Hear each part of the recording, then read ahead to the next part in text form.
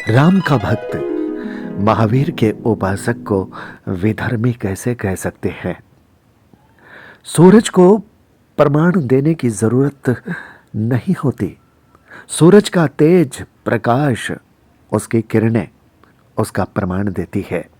ठीक उसी तरह से किसी भी समाज के योगदान अवदान के प्रमाण देने की जरूरत नहीं होती।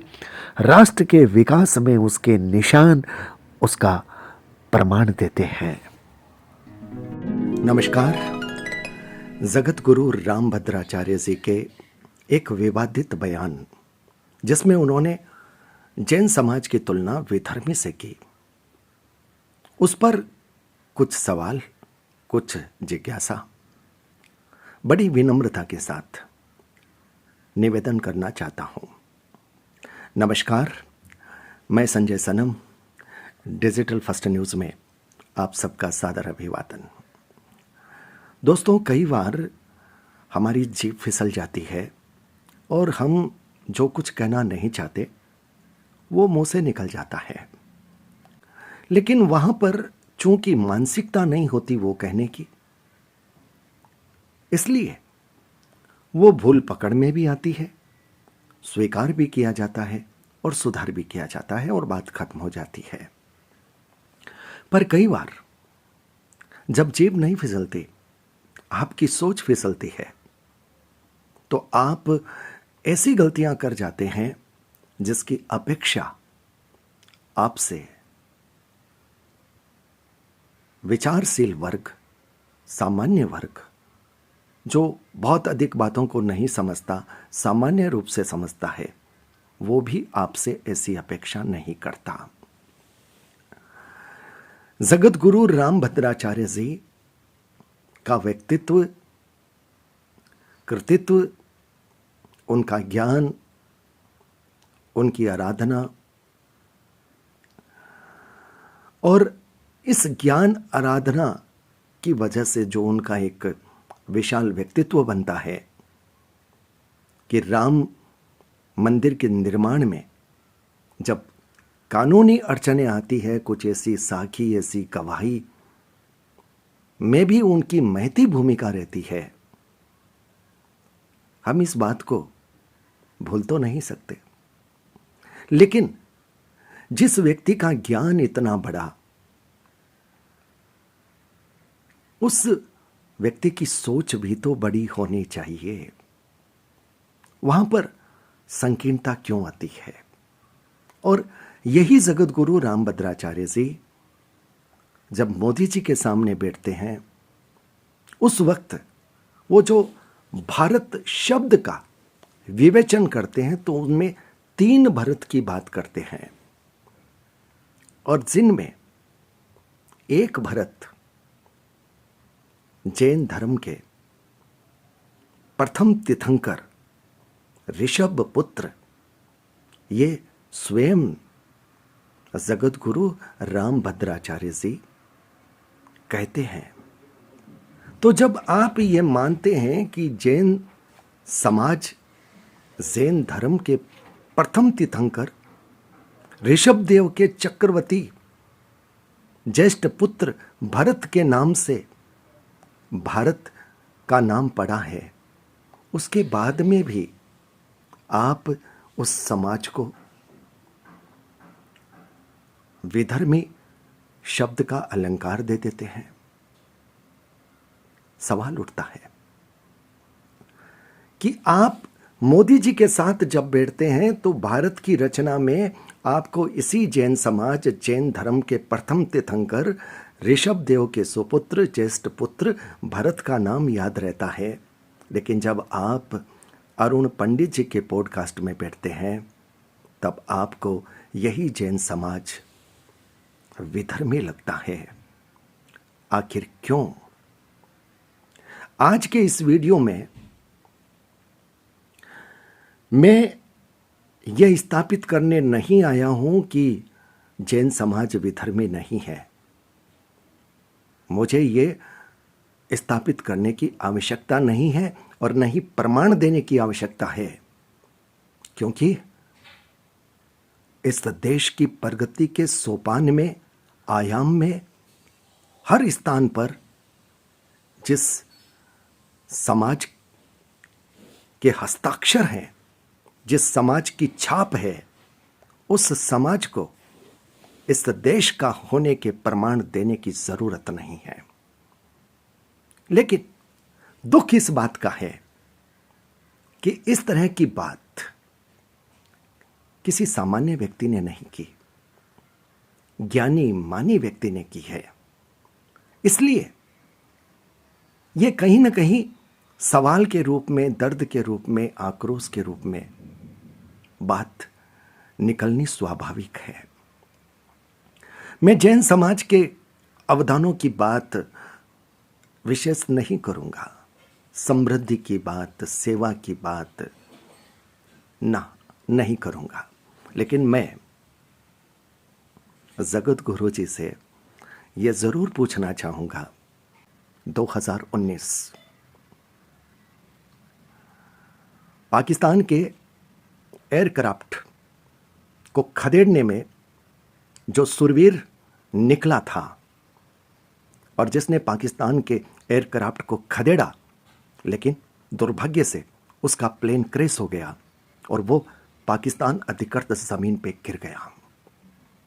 वो अभिनंदन जिसके लिए इस देश ने दुआएं की थी कि वो भारत का सूरवीर बेटा सुरक्षित रूप से भारत आए, भूल गए।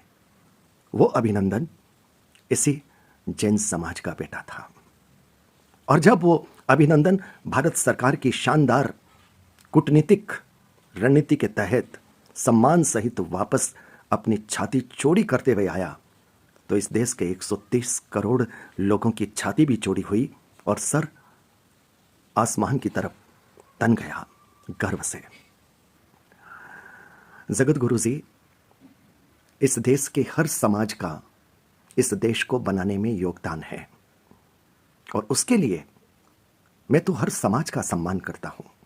मेरे लिए कोई समाज छोटा नहीं है, कोई बड़ा नहीं है, कोई कम मूल्यवान नहीं है, कोई अधिक मूल्यवान नहीं है। हमारा देश जब एक परिवार है तो इस परिवार में जितने भी हमारे समाज हैं, धर्म हैं, उन सब की अपनी भूमिका है, अपना योगदान है। हम अगर उनकी अनुमोदना करते हैं, उनका अभिनंदन करते हैं, तो हमारा कद बड़ा होता है। और अगर हम उनको विधर्मी कहते हैं, उनका अपमान करते हैं, उनके अवदान की, उनके योगदान की अवहेलना करते हैं, तो वो समाज छोटे नहीं होते। हम अपने शब्दों से अपने आप को छोटा करते हैं। जगत गुरु जी, आप शब्दों से खिल रहे हैं, मैं शब्दों की पूजा करता हूं। मैं ये जानता हूं कि ये जो शब्द हैं उनमें ऊर्जा है। यही शब्द मंत्र बनते हैं, स्तोत्र बनते हैं, कवच बनते हैं।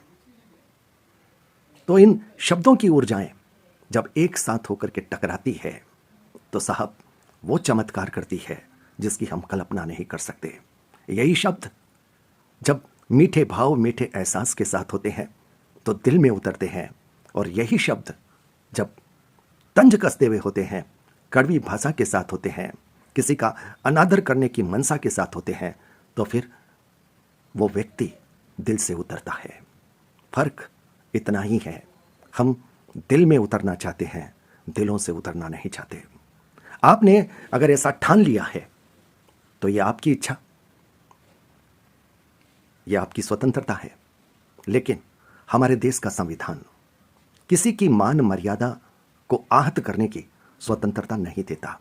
अभिव्यक्ति की स्वतंत्रता है, लेकिन हमारी अभिव्यक्ति में मर्यादा तो रहनी चाहिए। मुझे नहीं मालूम आपकी सोच में, आपके विचार में जैन समाज के लिए इतनी कटुता का भाव, इतनी संकीर्णता का भाव कैसे आया, मुझे नहीं मालूम। लेकिन मैं यह मानता हूं, अगर व्यक्तिगत कहीं कोई कटुता हो भी जाए तो वो कटुता व्यक्ति के साथ होती है, समाज के साथ नहीं होनी चाहिए। एक सवाल जगत गुरु जी, राजनीति में राजनेता तो बयान बदलते हैं, और उनके बयान बदलने पर हम आश्चर्य भी नहीं करते। लेकिन आध्यात्मिक क्षेत्र के ऊंचे पायदान पर, ऊंचे आसन पर बैठे लोग अगर बयान बदलते दिखें तो फिर वो आध्यात्मिक न होकर के राजनीतिक अधिक लगने लगते हैं। मैं बड़ी विनम्रता के साथ आपके ही बयान की याद आपको दिला रहा हूं।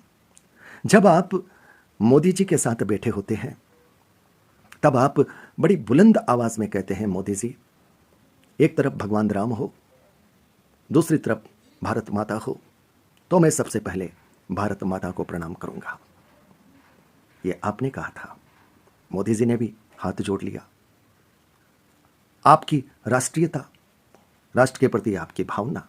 लेकिन मेरा तो यह मानना है, अगर आप पहले राम को भी प्रणाम करते तो आपकी राष्ट्रीयता कहीं कमजोर नहीं होती, क्योंकि मैं ये मानता हूं कि जहां राम है वहां सब है। लेकिन पता नहीं, आपने अपना स्टैंड वहां ये लिया। लेकिन जैसे ही आप अरुण पंडित जी के पॉडकास्ट में बैठते हैं और अरुण जी आपसे सवाल पूछते हैं कि धर्म बड़ा या देश बड़ा, तब आप धर्म को बड़ा कह देते हैं। देश तो बनते बिगड़ते रहते हैं। ऐसी क्या बात थी? मोदी जी के सामने आपने भगवान राम को प्रथम दृष्टया स्वीकार नहीं किया। अरुण पंडित जी के सामने आपने धर्म को स्वीकार किया। मैं समझ नहीं पाया। मैं ही नहीं, लोग नहीं समझ पा रहे हैं, और ये लोग ही सोशल मीडिया में आपके दोनों वक्तव्यों को एक साथ जोड़ करके भेज रहे हैं।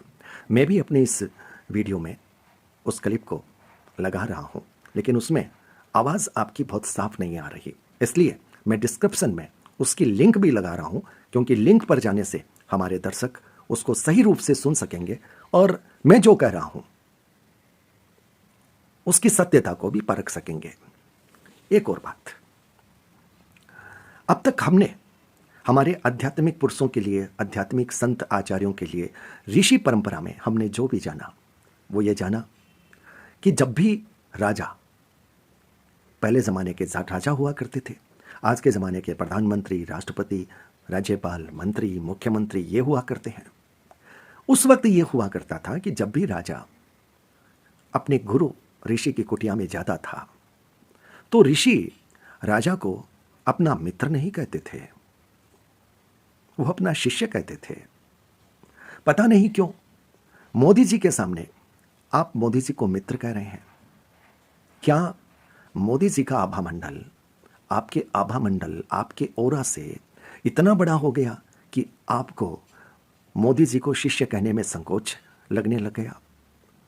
ये बात, आपका मित्र आध्यात्मिक क्षेत्र का कोई पुरुष हो सकता है, आध्यात्मिक क्षेत्र का कोई गुरु आपके समकक्ष हो, दूसरे संप्रदाय से हो, दूसरे धर्म का आध्यात्मिक गुरु हो, उसे आप मित्र कहें, वो तो सही प्रतीत होता है। लेकिन एक राजा को आप मित्र जब कहते हैं तो कहीं ना कहीं एक संभावना यह भी लोगों को लगती है कि इस मित्रता के रिश्ते से कहीं कोई लाभ पाने की महत्वाकांक्षा तो आप में नहीं है।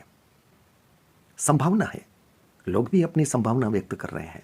हो सकता है आपके मन में यह बात न हो, लेकिन फिर भी इस शब्द का प्रयोग ये संभावना तो साहब पैदा करता है। एक बात और,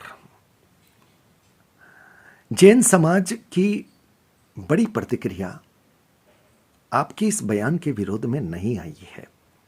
जैन समाज के संत समाज भी कुछ खास प्रतिक्रिया उन्होंने नहीं दी है। इसका मतलब ही मुझे तो यह लगता है कि उन्होंने आपके बयान को गंभीरता से लिया ही नहीं है, या फिर यह समझा होगा कि उनको जो कहना था कह दिया, हम अपना मन, अपने शब्द क्यों व्यर्थ करें।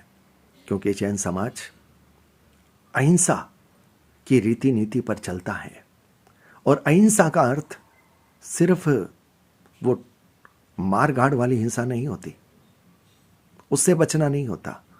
शब्दों की हिंसा से भी जैन समाज बचता है। जी हां, आपने जिस समाज को विधर्मी कहा वो अपने मूल्यों में, अपने आदर्शों में बड़ा सजग है। एक बात क्षमा याचना के साथ, आपके कुछ वीडियोस मैंने सुने थे जिसमें आपने राम जी के दर्शन की बात कही थी। जगत गुरु जी, पहले तो मुझे भी विश्वास हुआ था, क्योंकि मुझे ऐसा लगता था कि कुदरत ने आपको बाह्य दृष्टि नहीं दी, लेकिन आपको आंतरिक दृष्टि खूब दी है। और जिसके पास आंतरिक दृष्टि है उसको भगवान राम के, कृष्ण के दर्शन हो जाए तो कोई बड़ी बात नहीं।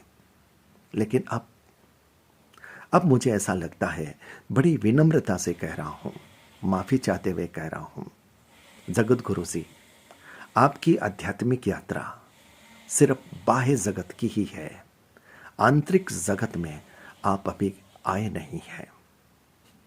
क्योंकि आंतरिक जगत में अगर आप आते तो राम का भक्त कभी महावीर का विरोध नहीं कर सकता।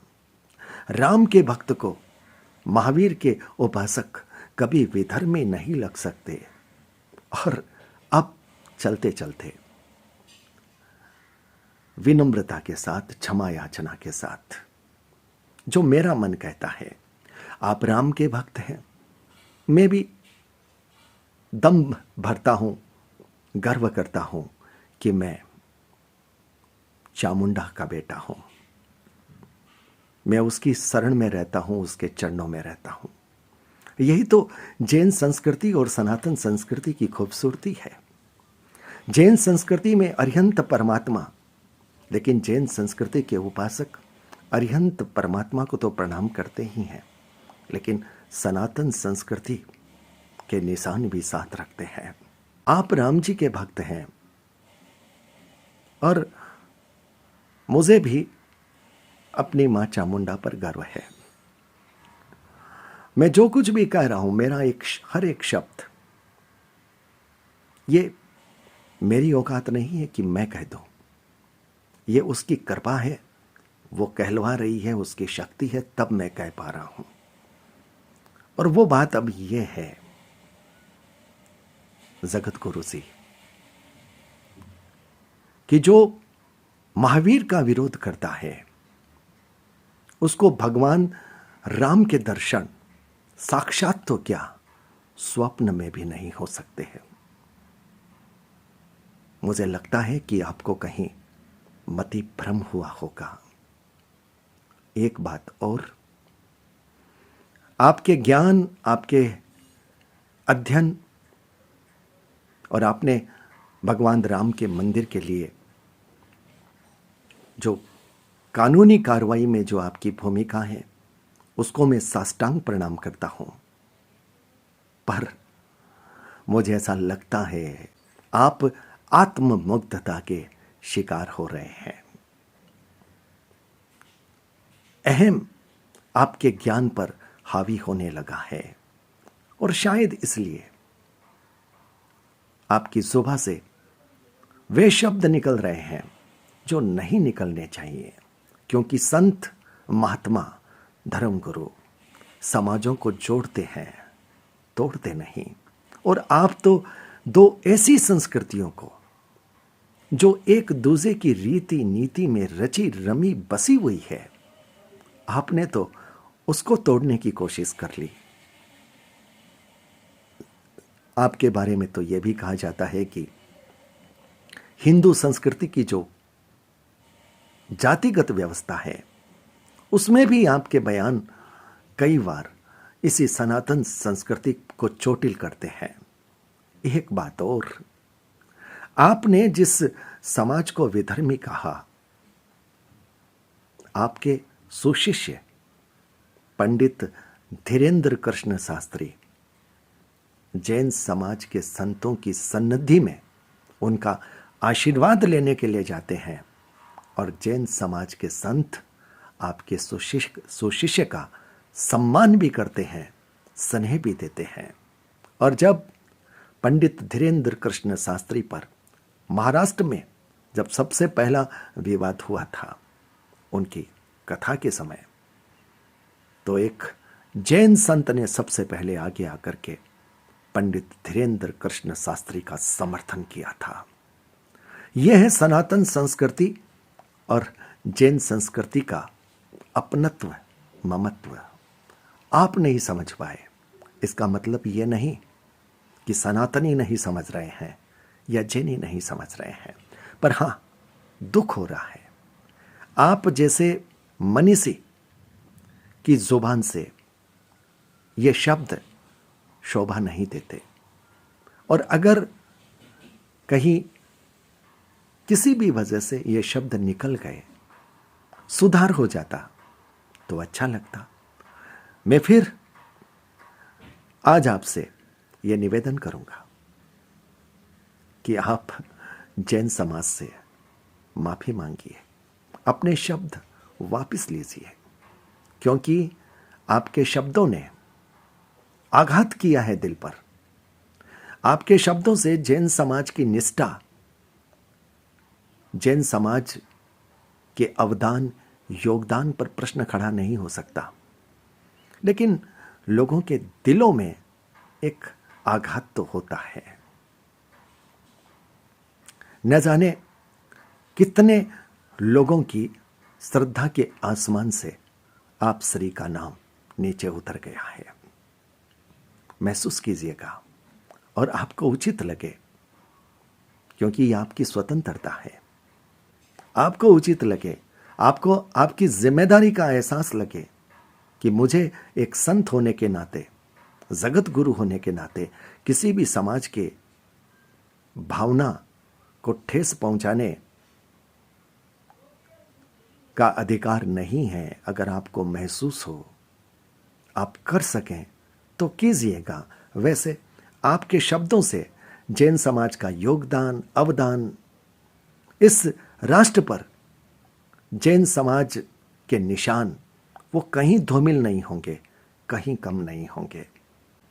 आखिर में अपने शब्दों को समेटने के पड़ाव में मेरे किसी शब्द से आप श्री के दिल को अगर कहीं चोट लगी हो तो माफ कीजिएगा, क्योंकि हमारी एक परंपरा है कि अगर बड़े बुजुर्ग गलती भी कर जाएं तो भी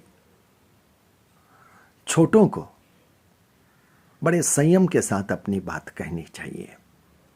मैंने अपनी बात संयम के साथ कहने की कोशिश की है, लेकिन उसके बाद भी कहीं आपको ऐसा लगे कि मैंने सीमा का अतिक्रमण किया है तो मुझे माफ कर दीजिएगा, माफी चाहता हूं। वैसे जो कुछ कहा है कड़वा सच कहा है, और ये आप भी जानते हैं, मैं भी जानता हूं कि कड़वे सच को सुनने की शक्ति हर किसी में नहीं होती। अब आपको लिए चलता हूं जगत गुरु रामभद्राचार्य जी के उस बयान की क्लिप की तरफ। आप खुद सुनिए जगत गुरु जी ने कहा क्या है। पहले हमारा भारत कितना विशाल था गुप्त काल में, इसके पश्चात विधर्मियों के आक्रमण हुए, बौद्धों के, जैनों के, मुगलों के, मुसलमानों के, खिलजी वंश के। जैनियों पर भगवान श्री राम को बदनाम करने का आरोप लगाते हैं। क्या कारण है इसके पीछे, कुछ बताएंगे? पीछे कारण राम जी की बदनामी, राम जी को बदनाम करना था, यही कारण था, और क्या कारण है? तो कौन करना चाहता है, किसने जोड़ा? विपक्षियों ने, विधर्मियों ने, मुसलमानों ने जुड़वाया, बौद्धों ने, जैनों ने, सबने जोड़ा।